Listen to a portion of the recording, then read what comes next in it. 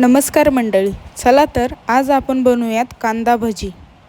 त्यासाठी आपण मीडियम आकाराचे 4 ते 5 कांदे उभे चिरून घेतलेले आहेत। त्यामध्ये आपण हिरव्या मिरच्या, लसूण, जिरे हे मिक्सरमधून बारीक करून त्याच्यात टाकलेले आहे। त्यानंतर आपण बेसन पीठ टाकूया, कोथिंबीर, हळद टाकून मिक्स करूयात। मिक्स झाल्यानंतर आपण हळूहळू त्याच्यामध्ये पाणी टाकूयात, भज्याला लागन तेवढं। आपलं पीठ बनवून तयार झालेलं आहे आणि गॅसवर आपण तेलही गरम करायला ठेवलेलं आहे। तेल गरम झाल्यावर एक एक करून सर्व भजी आपण तळून घेऊयात। गॅस आपल्याला मीडियमच ठेवायचा आहे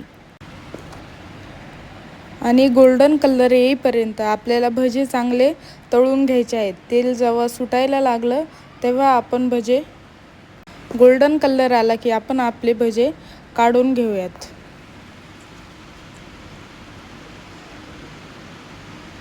आणि अशा पद्धतीने आपण सर्व भजे तळून घेऊयात।